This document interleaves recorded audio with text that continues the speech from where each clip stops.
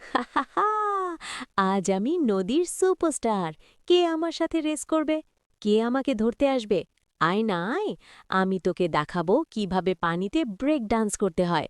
Spain, flip, হিহি। এদিকে নদীর পাড়ে একটা ঘন ঝোপের আড়ালে লুকিয়ে বসে চালাকি শিয়াল। তার লম্বা লেজ ফুলে উঠেছে, কান দুটো সোজা হয়ে দাঁড়িয়ে, নাকটা বাতাসে ঘুরছে গন্ধ শোকার জন্য। পেট থেকে আওয়াজ আসছে, গড় গড় গড় গড়, যেন কেউ ভিতরে ড্রাম বাজাচ্ছে। ওরে বাবা, এই ছোট্ট মিনু তো দেখতে ঠিক একটা জুসি ক্রিস্পি বার্গার। কমলা সাদা প্যাটি, এক্সট্রা সসি লেয়ার। আজ আমার ভাগ্য একদম খুলে গেছে। একটা বড় কামড় দিলেই পেট ভরে যাবে, আর সারাদিন আর কিচ্ছু খেতে হবে না। সে জিভ দিয়ে ঠোঁট চেটে নিল, লালা পড়তে লাগল। আর থাকতে না পেরে ঝোপ থেকে বেরিয়ে পাড়ে দাঁড়াল।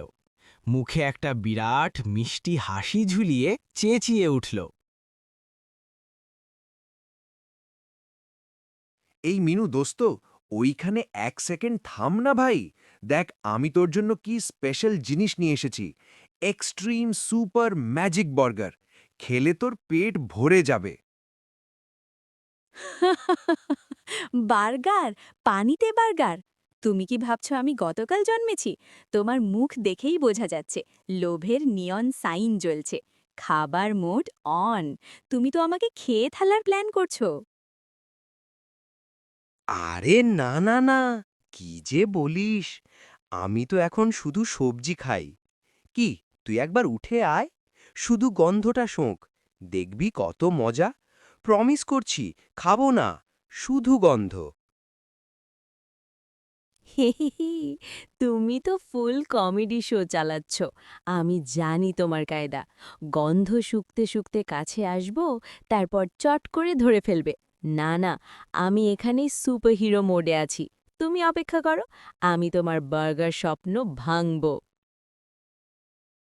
ঠিক তখনই নদীর অন্য ধারে একটা পুরনো বটগাছের ছায়া থেকে ধীরে ধীরে বেরিয়ে এলো ধীরাজ দাদু, একটা বয়স্ক কচ্ছপ। ধীরাজ দেখতে ঠিক যেন একজন বুড়ো প্রফেসর কচ্ছপ, যে সারা জীবন নদীর গল্প, প্রাণীর আচরণ আর জীবনের ছোট ছোট শিক্ষা নিয়ে ভেবেছে। চালাকি ভাই, তোমার লোভের অ্যান্টেনা আবার ফুল সিগন্যালে চলছে দেখছি। এই ছোট্ট মিনুকে একা ছেড়ে দাও।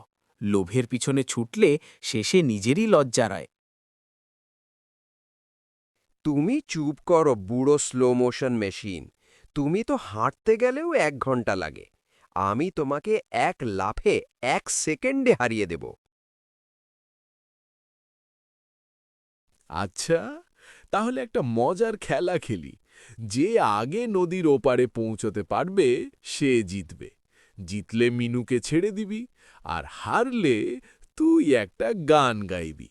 আমি লোভী শিয়াল চালাকি, বার্গারে লোভে পড়লাম জলে ফ্যাচকে, আর গানের সাথে লেজ ঘুরিয়ে ডান্সও করবি।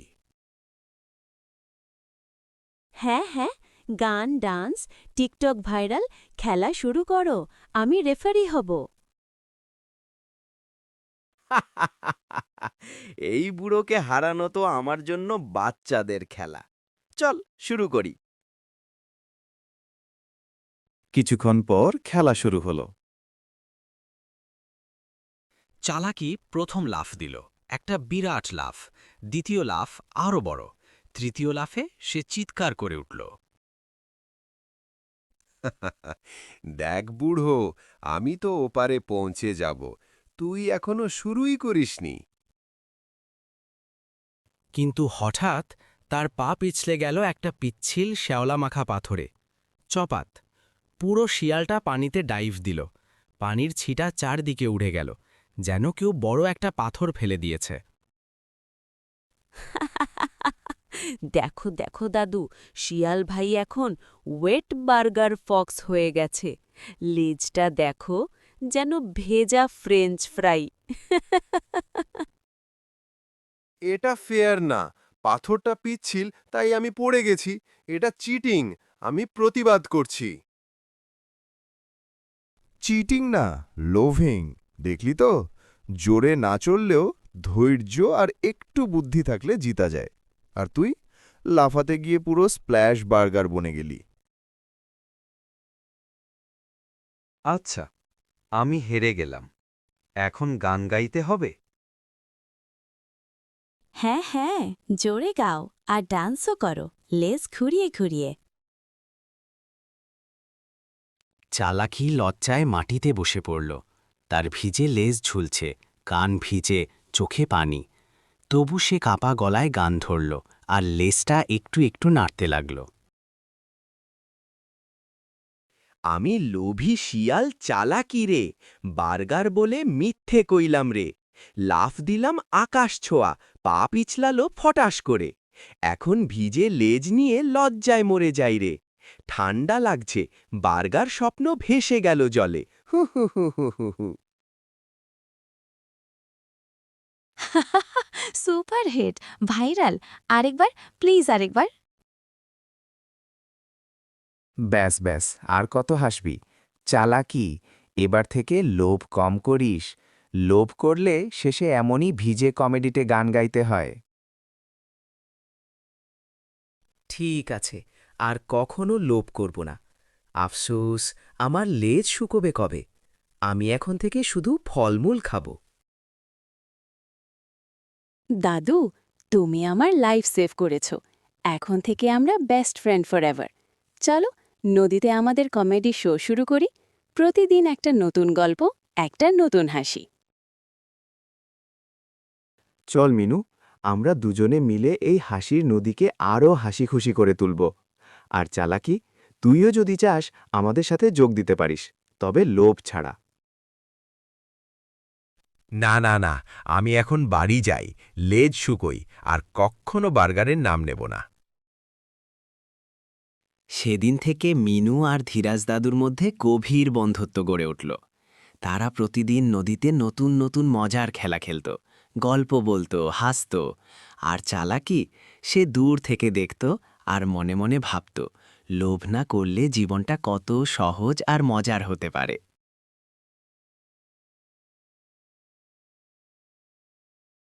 আজকে এই পর্যন্তই। সবাই ভালো থাকবেন এবং নতুন নতুন গল্প সবার আগে পেতে আমাদের এই চ্যানেলটি সাবস্ক্রাইব করুন এবং আমাদের পাশে থাকুন। দেখা হবে পরবর্তী কোনো ভিডিওতে।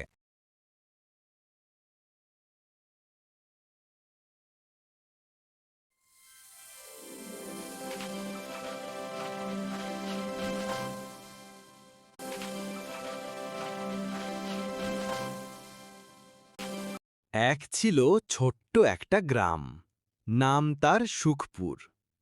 সেই গ্রামে থাকত গোপাল নামের এক কাঠুরিয়া। গোপাল ছিল একেবারে হাসিখুশি মানুষ। তার কাজ ছিল জঙ্গলে গিয়ে গাছ কেটে কাঠ সংগ্রহ করা। কিন্তু গোপাল ছিল একটু অদ্ভুত। কাজের চেয়ে সে বেশি পছন্দ করত গল্প করা আর গান গাওয়া। এক সকালে গোপাল নিজের কাঁধে কুড়াল তুলে বের হলো জঙ্গলের পথে। হাঁটতে হাঁটতে গুনগুন করতে লাগল, ওহে জঙ্গলের গাছপালা, আমি এসেছি। আজকে কাকে কেটে দিব, কাকে ছেড়ে দিব? জঙ্গলের গাছগুলো যেন ফিসফিস করে বলল, হায় হায়, আবার গোপাল এসেছে। আজ আবার কাকে কাটবে কে জানে। গোপাল হাঁটতে হাঁটতে একটা বড় শাল গাছের নিচে বসল। গরমে ঘেমে একেবারে চুপচুপে। হঠাৎ আকাশে কালো মেঘ জমল। বজ্রপাতের শব্দ হল। আহারে, বৃষ্টি নামলে তো ঝামেলা। কেমন করে কাঠ কেটে যাব? এমন সময় পাশ থেকে এক বাদর এসে গোপালের কাঁধের কুড়াল তুলে নিয়ে লাফিয়ে গাছের ডালে উঠে গেল। আহারে, বৃষ্টি নামলে তো ঝামেলা, কেমন করে কাঠ কেটে যাব? এই যে বাদর ভাই, আমার কুড়ালটা ফেরত দাও, ওটা কিন্তু আমার রোজগারের জিনিস। বাদর মজা করে বলল, ওহে কাঠুরিয়া, তোর কুড়াল আমি দেব না। তুই সবসময় গাছ কেটে ফেলিস, আমাদের বাড়ি নষ্ট করিস, তাই শাস্তি হিসাবে কুড়ালটা আমি রেখে দিলাম। গোপাল হেঁটে হেঁটে গাছের নিচে দাঁড়িয়ে অনুনয় বিনয় করতে লাগল। বাদুর ভাই, কুড়াল না থাকলে আমি কিভাবে খাবো? তুমি আমার কুড়াল ফেরত দাও। আমি প্রতিশ্রুতি দিচ্ছি আজ কোনো গাছ কাটব না। বাঁদর হেসে বলল, তাহলে প্রমাণ কর তুমি গাছেদের বন্ধু। এই গাছের গর্তে যে মৌচাক আছে, সেখান থেকে মধু এনে দিলে কুড়াল ফেরত পাবে। গোপাল তো ঘাবড়ে গেল। মৌমাছি মানেই দংশন, তবু কুড়াল ফেরত পেতে হলে কিছু একটা করতে হবে। গোপাল ধীরে ধীরে গাছের গর্তের কাছে গেল, চুপি চুপি হাত ঢুকিয়ে মধু বের করতে গেল। ঝাটাং! মৌমাছিরা গোপালের হাত ধরে হুল ফুটিয়ে দিল। গোপাল লাফাতে লাফাতে চিৎকার করল, আহারে মা গো, মৌমাছির কামড়ে মরে গেলাম। বাদর গাছের ওপর থেকে হেসে গড়িয়ে পড়ছে। গোপাল দৌড়ে নদীর ধারে গিয়ে হাত মুখ ডুবিয়ে রাখল। তখনই নদীর ভেতর থেকে এক জলের পরী বেরিয়ে এলো। এহি গোপাল, এত চেঁচাচ্ছিস কেন? পরিমা, ওই বাদর আমার কুড়াল নিয়ে গেছে। আমি গরিব মানুষ, কুড়াল না থাকলে না খেয়ে মরতে হবে। ঠিক আছে, আমি তোকে একটা জাদুর সুযোগ দিচ্ছি। তুই যদি প্রতিশ্রুতি দিস যে গাছ কেটে বন নষ্ট করবি না, আমি তোকে আরও ভালো কিছু দেব। কি দেবেন মা? পরী তখন পানির ভেতর হাত ঢুকিয়ে একেবারে সোনার কুড়াল তুলে দিল। গোপালের চোখ কপালে। হায় হায়, এটা তো সোনার কুড়াল। পরী আবার বলল, নাও, এটা তোমার। তবে মনে রেখো, এটা দিয়ে গাছ কাটবে না। এটা তোমার পরিশ্রমের পুরস্কার। গোপাল খুশিতে উড়তে লাগল। বাদর সব দেখে বলল, ওই হে, আমি তো মজা করতে চেয়েছিলাম, এখন দেখি তুই ভাগ্যবান। গোপাল হেসে বলল, শোন বাদর ভাই, আমি প্রতিশ্রুতি দিচ্ছি, আজ থেকে গাছ কাটা বন্ধ। আমি শুধু শুকনো ডাল কেটে নেব, বনে ক্ষতি করব না। তারপর গোপাল গ্রামে ফিরে গিয়ে সবার জন্যে মজার গান গেয়ে গল্প করল। গ্রামবাসীরা শুনে খুব খুশি হল। তারা বলল, গোপাল, তুমি দারুণ কাজ করেছ। গাছ বাঁচালে বন বাঁচবে, বন বাঁচলে প্রাণ বাঁচবে। গোপাল সেই সোনার কুড়াল দিয়ে কখনো লোভ করেনি, বরং গ্রামে যে গরিব মানুষরা ছিল তাদের সাহায্য করল। সবাই গোপালকে ভালোবাসতে লাগল।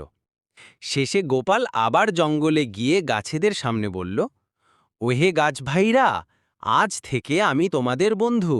তোমাদের ছায়াতলে বসে গান গাইব, গল্প বলবো, কাটাকাটি আর নয়। গাছগুলো খুশি হয়ে পাতার শব্দে হাততালি দিল। বাঁদর ডালে বসে বলল, এই তো আসল কাঠুরিয়া, যে গাছ বাঁচায়, বন বাঁচায়